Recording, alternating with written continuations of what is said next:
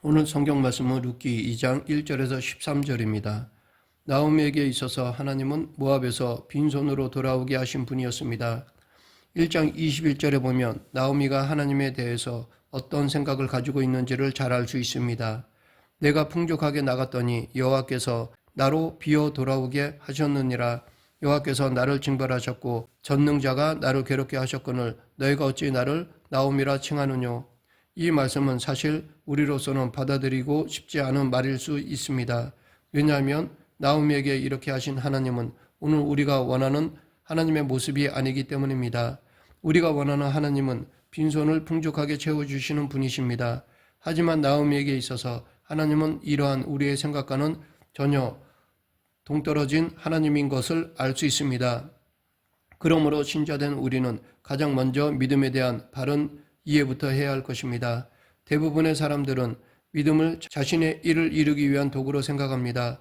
실패 없는 인생을 위해서 하나님을 믿는 사람이 있습니다. 전적으로 자신을 위한 하나님으로만 생각합니다. 하나님의 계획과 뜻을 말한다 해도 거의 모두가 자기 개인을 위한 계획과 뜻으로 이해하려고 합니다.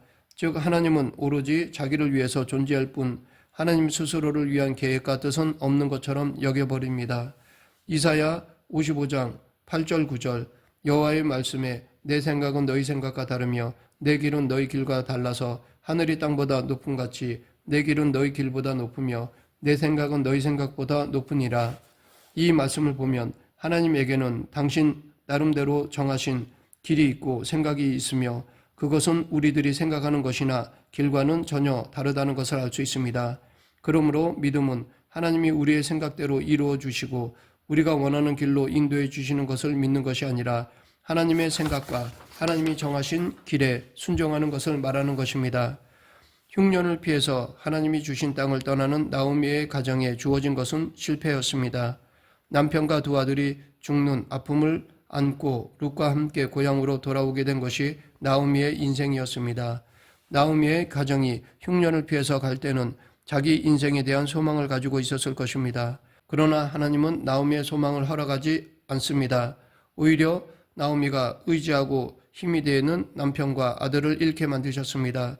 그리고 다시 하나님이 주신 땅으로 돌아오게 하시는 것이 하나님의 생각이었습니다. 이것이 바로 내 생각은 너희 생각과 다르며 내 길은 너희 길과 다르다. 내 생각은 너희 생각보다 높다라는 말씀을 그대로 보여주신 것입니다. 우리도 살아가면서 하나님이 하시는 일이 내가 기대하는 것과 전혀 다르게 나타난다는 것을 몇 번쯤 체험하셨을 것입니다. 그럴 때 우리는 하나님을 믿는다는 것에 흥미를 잃어버릴 수도 있고 믿어봐야 별 수 없다라는 생각에 몸은 교회를 찾아도 그 생각과 마음은 세상적인 것을 더 의지하는 모습이 나타나기도 하는 것입니다. 하지만 분명한 것은 하나님은 내가 원하는 길과 내가 원하는 생각을 이루어 주시는 분이 아니십니다. 하나님에게는 당신이 계획하신 길이 있고 생각이 있으십니다.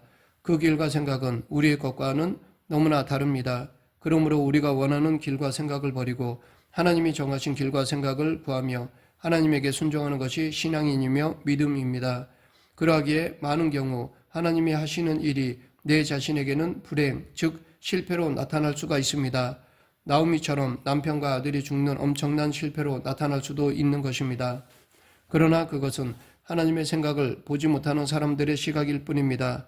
즉 하나님 편에서 볼 때는 실패라고 말할 수 없다는 것입니다.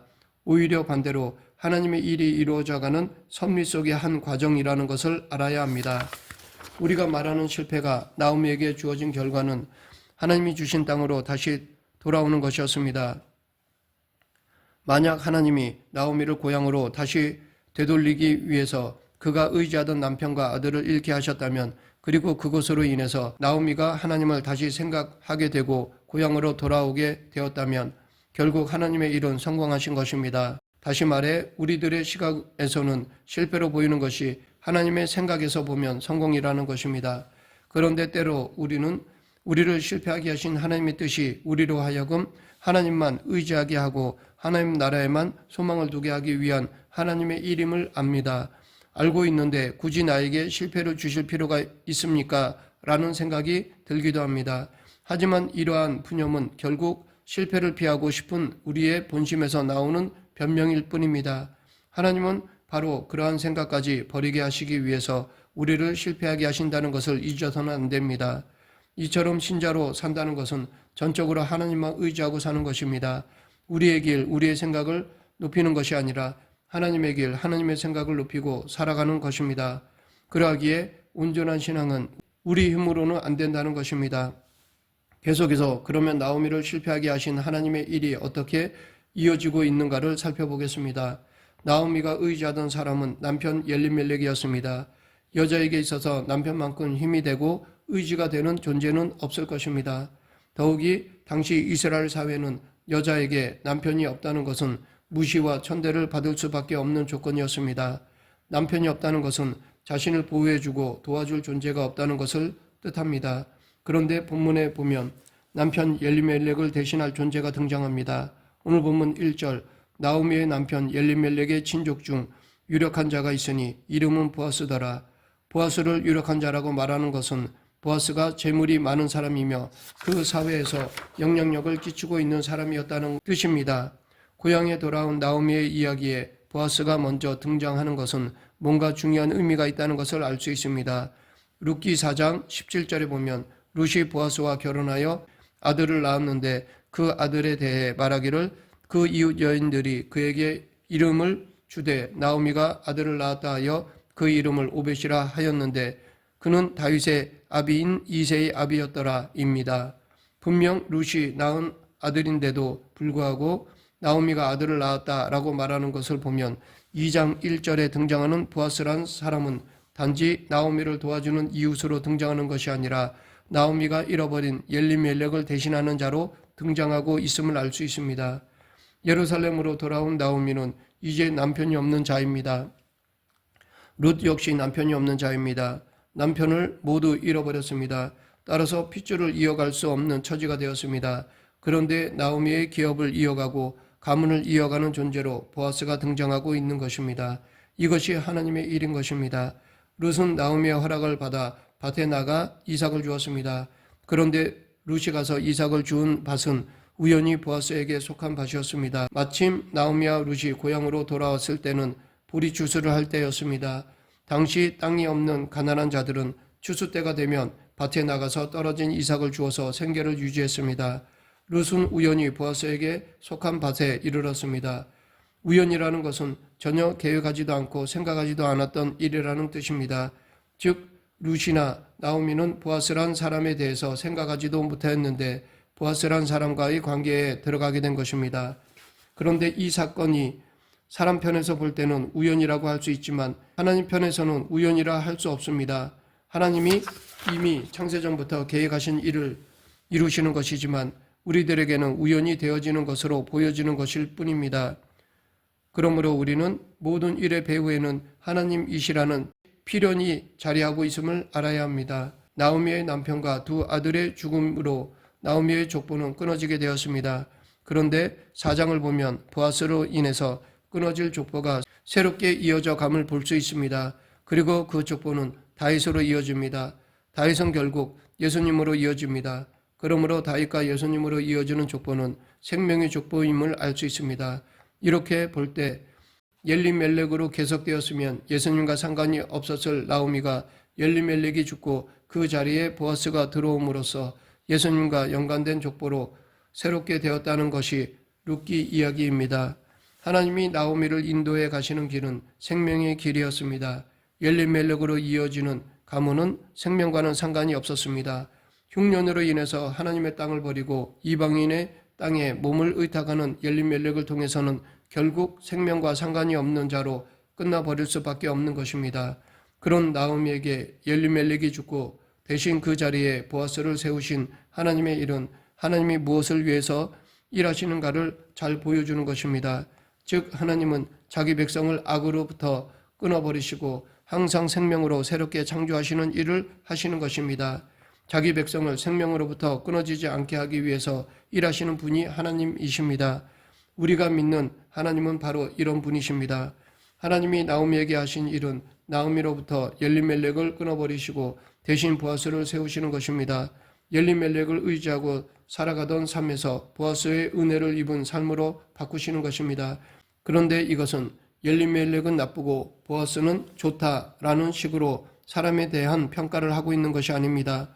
우리는 나오미에게 되어진 일을 통해서 하나님이 사람을 어떻게 다루시는가를 발견하고자 하는 것입니다.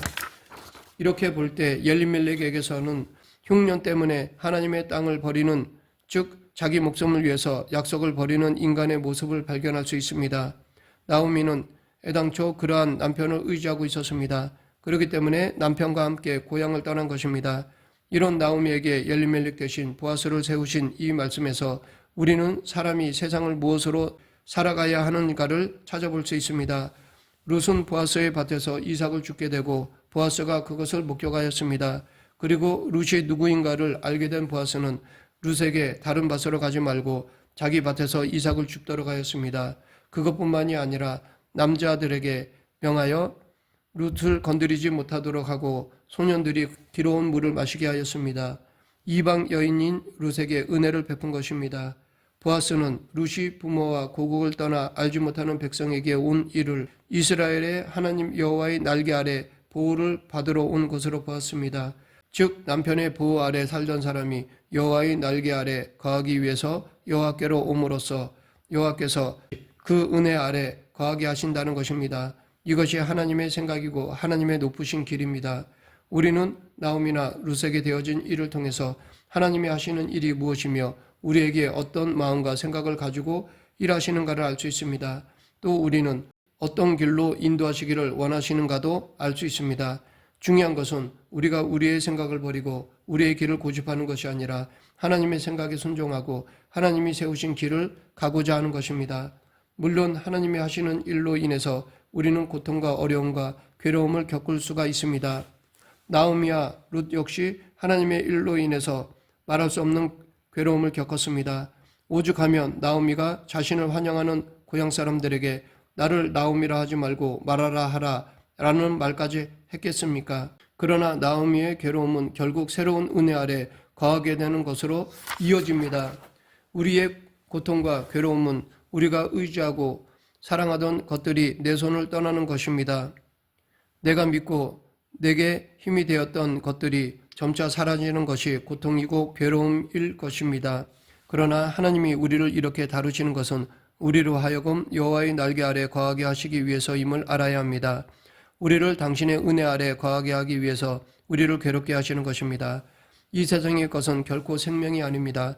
그 어떤 것도 우리를 생명으로 인도하지 못합니다. 하늘의 생명을 생각한다면 우리에게 참으로 중요한 것은 그리스도의 은혜입니다. 그렇기 때문에 여호와의 날개 아래 거하고자 하는 자는 오직 하늘의 생명을 마음에 두고 있는 자라 말할 수 있습니다. 생명을 소망하고 사는 사람이 그리스도의 은혜 아래 거하는 것에서 마음이 멀어질 수 없습니다. 생명은 오직 그리스도의 은혜 아래서만 주어지는 것임을 알기 때문입니다. 그래서 하나님은 우리의 마음이 항상 이 세상이 아닌 하나님의 은혜 아래 있도록 하시기 위해서 일하시는 것입니다. 때로 우리를 괴롭게 하시면서까지 우리의 마음을 돌리십니다. 이것이 은혜입니다. 말씀을 맺겠습니다. 괴로움이 있을 때, 고통이 있을 때, 원하는 대로 일이 되어지지 않을 때, 그래서 낙심과 절망이 있고 원망과 불평이 마음을 사로잡을 때 하나님이 자기 백성을 어떻게 다루시는가를 생각해야 합니다. 하나님의 생각과 하나님의 길이 우리가 원하고 생각하는 것과 동일한지에 대해서 성찰해 보아야 합니다. 그럴 때 캄캄한 절망 속에서 빛을 발견하게 될 것입니다. 비록 처음에는 희미하고 의심이 가는 빛이라 할지라도 하나님을 알아갈수록 그 빛이 더욱 선명하고 강하게 우리의 마음을 비출 것입니다. 그리고 그리스도가 우리의 모든 것이 되심을 분명히 깨닫게 될 것입니다. 하나님이 주시는 실패는 실패가 아닙니다. 오히려 성공입니다. 세상적인 성공이 아닌 하나님이 주시는 성공을 사모하며 살아가는 저와 여러분이 되길 간절히 축원합니다. 기도하겠습니다. 생사와 화복을 주관하시는 하나님 아버지, 내 중심, 내 생각, 세상적인 성공이 아닌 하나님 중심, 하나님 생각, 하나님의 길을 따르는 그리스도인이 되게 하여 주시옵소서. 예수님 이름으로 기도드립니다. 아멘.